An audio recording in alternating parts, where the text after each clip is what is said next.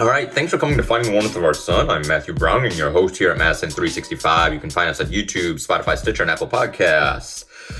So we're going to be talking about cops and stuff like that again this week. Kind of rejigging and refocusing, continue to focus on police and schools and the mentality that makes people jump to it, particularly white folks, as far as we need police in schools. Like there weren't fights before police in schools, like fighting wasn't a problem before police in schools, with a dismissal and complete inability to think beyond how we can address these things without police in schools. One officer is not going to make a difference. One officer with relationships is not going to make a difference. And there's an interesting aspect of this, of folks completely dismissing the idea of institutional racism.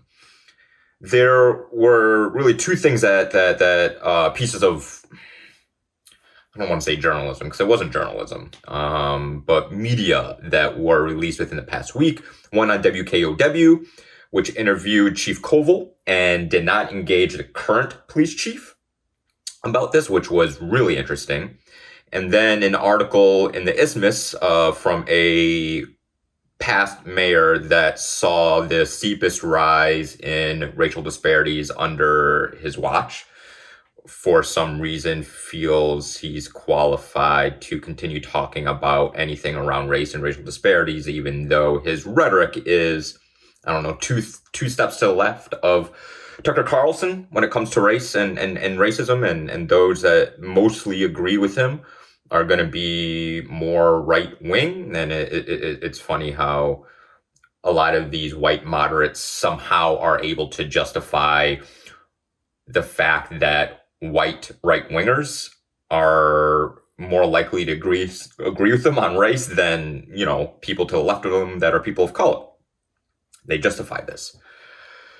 But there's a really interesting aspect to all of this. And I'm going to pull out really some quotes within the article and work through some of these mentalities and talk about how these are a colonialist mentality that doesn't actually center human beings, doesn't center humanity in any of it, as they act like they are. They act like they're these evolved people that are the only true objective people, beyond the fact that true objectiveness is a myth. You can be partially objective, but there's no such thing as pure objectiveness. We all bring in our own biases, our own lens, our own scopes, and everything we view is immediately biased. There's anyway. So there's a short paragraph within the Isthmus article that is quite illuminating. It says that activists made no case that any of the SROs behaved improperly. Instead, their arguments were related to the broad national history of tension between police departments and communities of color, and they objected to what they called, quote unquote, school to prison pipeline. Now, the way this is written, it just reeks of paternalism. It is sanctimonious. It is dismissive. It is arrogant. It is standing and putting yourself on a pedestal as a person that knows, and these other lowly activists don't actually know, while being intellectually dishonest in real ways and in bad faith. It's misleading. It's dismissing ideas and arguments presented. It's a really, really illuminating a paragraph. So let's break this down. Their arguments were related to the broad national history of tension between the police departments and communities of color. Broad national history of tension? So you're talking about racism and inflicted violence by police? Tension, right? What a way to whitewash it and bury the lead. Or not even just burying the lead. You're erasing the deep-rooted history of racist policing, racist laws, and the racist justice system, while completely dismissing the idea of institutional racism.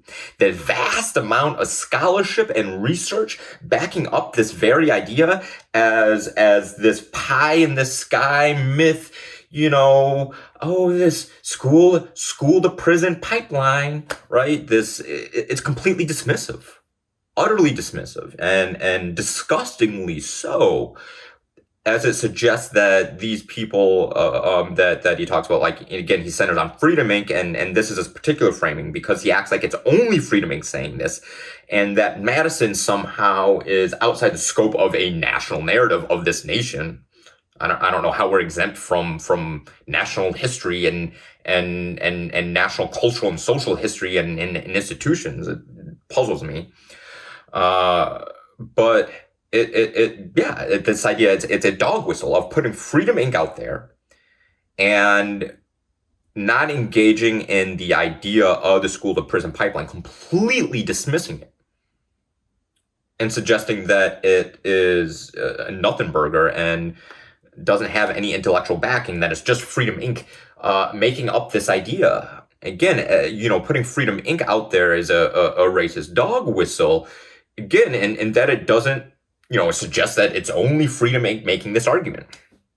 And that somehow, individuals are exempt from racist laws, racist practices, racist institutions. And, well, that's just not how institutional racism works. So he says these activists made no case about individuals while dismissing the idea of the school to prison pipeline. Again, something that these activists dreamed up and dismisses it outright. He doesn't engage in the idea. He doesn't lay out what it is. He presents it as something inherently objectable, as something that doesn't exist or worthy to interrogate. Now, it's just curious for a man that loves to talk about, intellectual diversity and liberalism and debate of ideas and the marketplace of ideas to dismiss an idea. He doesn't present it as an idea, again, which is researched thoroughly by scholars, something which is well documented and written about. Instead, he dismisses it as something beneath him, something ignorant, something put together by people not worthy of consideration, by people who don't really know, but this man really understands things and they don't. This is paternalistic racism at its roots. It's also a colonial mindset. It's colonialism, this mentality of all we need to do is teach them and that I actually know or that we actually know. It's a really interesting idea, particularly as there's another quote later of we need safety and order. Whew, what a dog whistle, particularly that order part. Let me read you a couple quotes of people.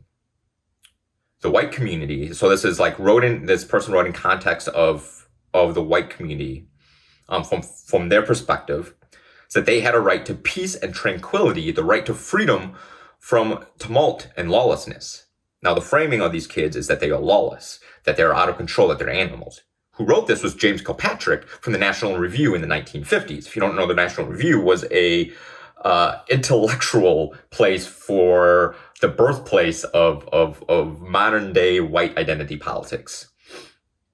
Now, this other person said, talking about somebody that they felt committed a crime, they said they gave him a little licking, but twice. Once for robbing a pear tree in the garden of a house in which we were staying in on the outskirts of Richmond.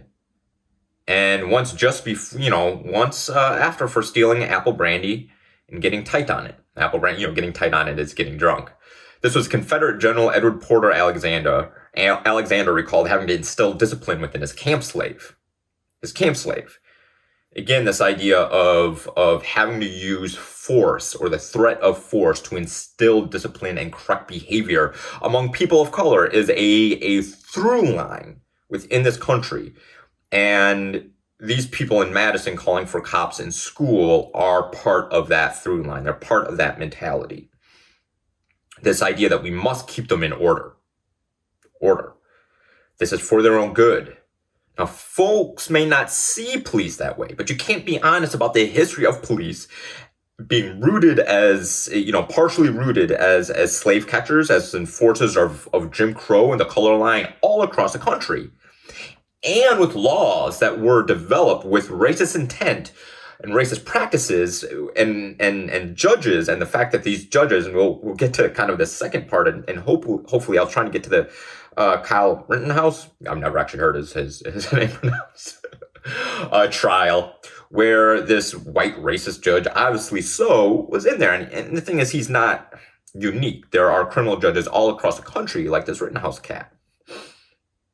And they're part of that. So we can't act like these individuals exist in an island upon their own outside of these institutional constructs that push a certain outcome. I mean, that's the base idea of institutional racism, is that while individuals can do some good things within these institutions, ultimately the macro outcomes, so meaning more often than not, they're going to produce racist outcomes just based upon the very structures that these institutions are built upon. Again, this is well researched, well written, and to dismiss it as just a so-called quote in context that like almost this so-called school to prison pipeline, right? That isn't well documented. You know, it's so curious that these same men that claim to embrace idea and research and reason refuse to engage in this type of scholarship. Seriously, they don't engage in scholarship. They read write-ups by people that confirm their own priors, people that they already agree with, and their interpretations of this research, or they dismiss it, or they don't fully engage with it. Again, this is a lot of bad faith acting and intellectual dishonesty without actually engaging in the scholarship and ideas themselves in so many ways. So really, it's this idea of you know, when you're talking about this stuff is system change, and that's what advocates for pulling police out of schools are about: is systems change and investment in our students' mental health. And the fact is, our schools and MMSD is economically strapped to pull this stuff in. Now, it's really interesting that the same person writes how he was against adding more resources to the school district to pay for things that would help for such mental health and other types of things. When our schools, our K through 12 system, through our state funding has funded our prisons at a higher rate with more money than our public schools since the Doyle administration.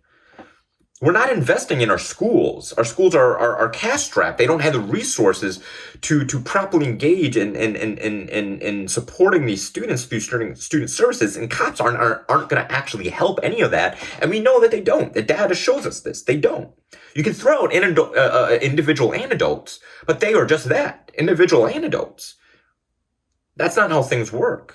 Individual anecdotes many times are just outliers, and we have to look at the trends and weigh things. These are difficult decisions. There is no silver bullet for this. There is no easy decision for this. So you can put police in schools, but that's just going to still end up creating more harm than good on a macro scale, even in Madison, no matter what the individuals we put in there. It doesn't matter.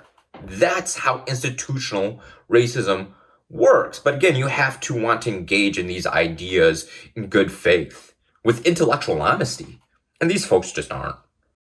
These people that aren't are the gatekeepers of both economic and racial progress. They tell us the only way forward is in compromise of our humanity, compromise of ideas, even if they're not, you know, equal ideas. It's like saying, well, yeah,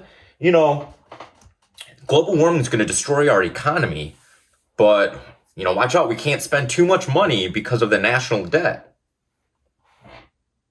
What? I mean, like,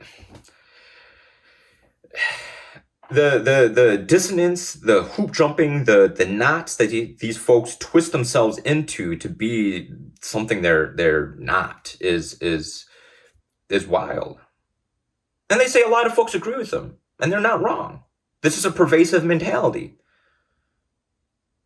But what's interesting is that when the idea of a lot of people agree with them is that they're also dismissive of those that don't. They hold themselves as the only legitimate voice in this. They're actually not, most of them don't care what Black parents think or want.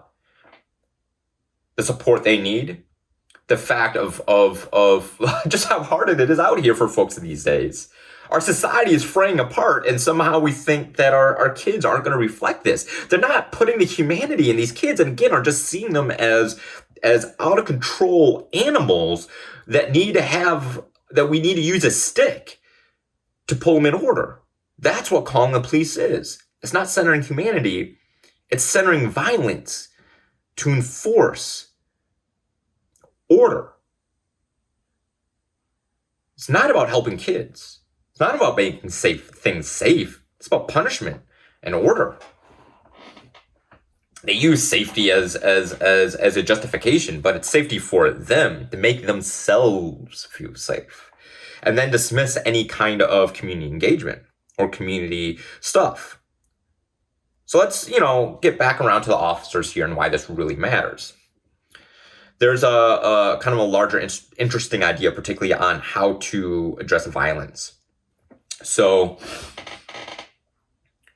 there is, we have Focus Interruption Coalition about this.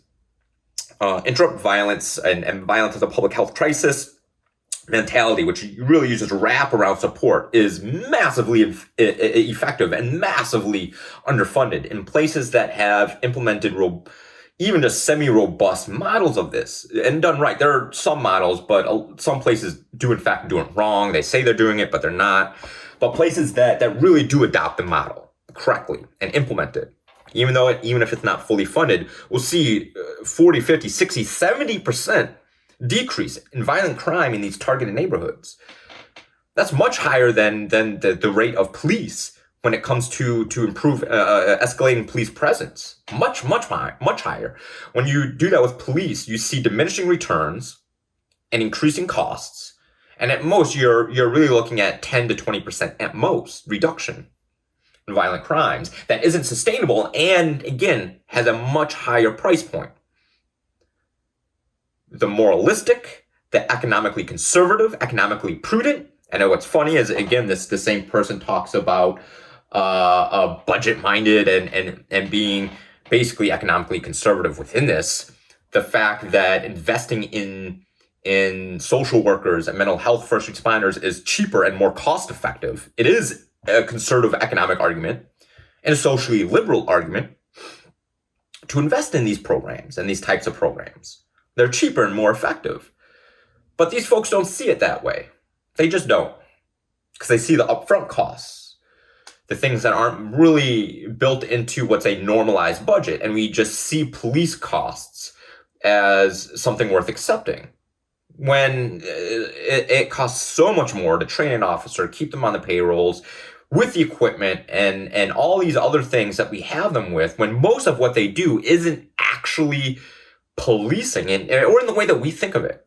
You're talking about social working, conflict resolution. Most calls that go to police aren't criminal offenses. Most of the things police respond to aren't crimes, and most crimes go unsolved.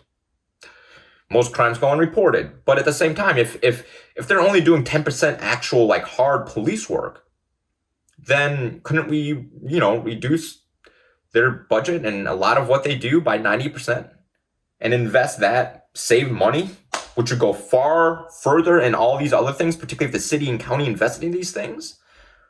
Because right now we have more resources in juvenile detention than we do outside the community for our teens. We want to talk about putting police in schools instead of providing resources. And they always say, well, yes, resources is the long-term option. We have to find immediate solutions. But police aren't an immediate solution. Resources actually are immediate solution and address the long-term situations. But even on top of that, there's also bringing it back to this violence interruption, which also looks at resources in a different way. That is community resources that wrap around community things. And a great example, a perfect example of this, of how this could work in schools, is, again, the dads on duty. And we're starting to see Madison East parents, particularly parents of color, organize around something like that, around community support. That's a community alternative to police. It's a positive interaction that isn't about carrying a stick, but is actually about building relationships. But they need resources to do this. And white affluent parents that want to call in the police, that also have more resources, should pull together the monetary resources so these parents, more often than not, can be lower income than they are. Well, because of institutional racism. For example, we know that a black male with a college degree is just as likely to land a job as a white male with a high school diploma and a criminal record. Where we know black women make 40 cents on the dollar, 40 cents on the dollar to white men. where white women make about 65, 70 cents on the dollar. I think it's gone up a little bit recently to men. So when we talk about the disparity, like there's real things, and it has much more to do than, again, these cultural things, which is a very, very racist idea, but as well as grew out of the lost cause myth. So again, let's think about this. This nation is traumatized. A nation where at least 800,000 people have died of mass death in the past 1.5 years, where we have no mourning, no social processing, where the people most impacted, especially early on, were Black and brown people. So a lot of these kids probably had people die in their lives. That is not being processed. Spent a year isolated in a fraying society where we have adults acting out all over the place. Violence all over the place, where school shootings, regardless of socioeconomic status, is a real thing. There's a coup attempt that we're barely engaging with on really what it is. Our nation's democracy is facing a breaking point. This nation is profoundly traumatized, but these folks don't see it that way. They don't want to engage with these youth that way. They don't want to center their humanity in that way. They don't want to help heal them in that way, but they're scared of them because these are black and brown youth, so they feel they need their safety. When these kids don't have access to resources, they need mental health, they need community, they need healing. Not a stick. Not a threat from the barrel of a gun or a mace can. Not to be traumatized. Not violence. And police are violent. You want to protect your white kids at the cost of Black and brown kids that you're pointing a gun at.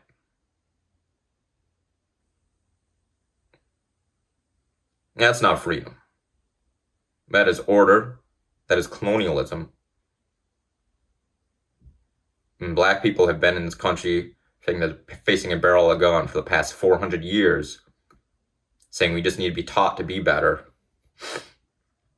taught to act better, taught to be civilized, as those that were telling us to be civilized kept us in chains, lynched us, beat us, wouldn't let us vote, kept us from owning property, and still do, let us in lower paying jobs, fired us first, wouldn't let us access the same government resources they had through land grants, Social Security, Federal Housing Authority, GI Bill, built roads and highways through our neighborhoods, destroying businesses and houses and the little land and property and businesses that we owned all across the country. Forced us into ghettos and destitution.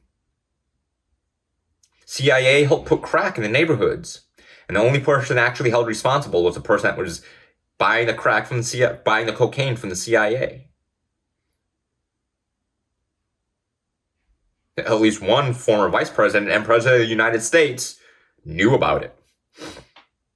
As we were fighting the drug war that was only targeting low to mid-level folks that tended to be Black and brown, using military tactics, breaking down doors, battering rams, and SWAT teams that was first designed to combat the Black Panthers. Civil rights movements face assassinations, not just by white citizens, but also by law enforcement. And people in polite society calling themselves civilized, that argued that Black people just needed to learn how to be civilized, and that the stick was the only way to do it. And police are just an evolution of that same mentality. It's a politer side of that mentality. It's the British drinking tea side of that mentality as they committed genocide in India through starving them and elsewhere.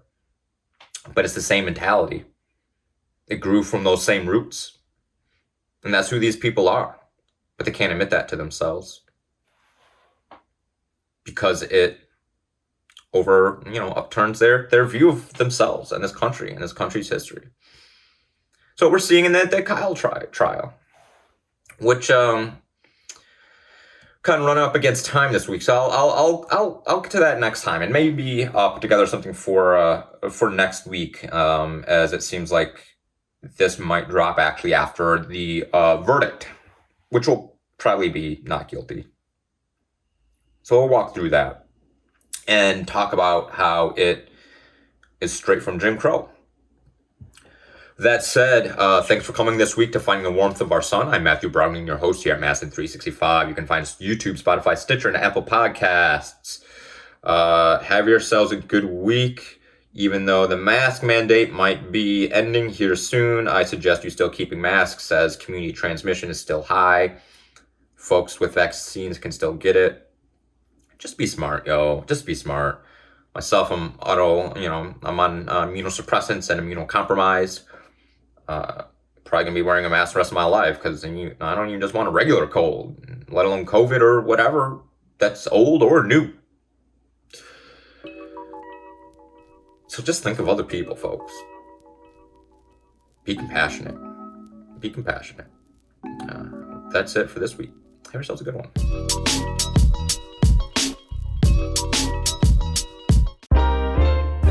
This is 365 Media.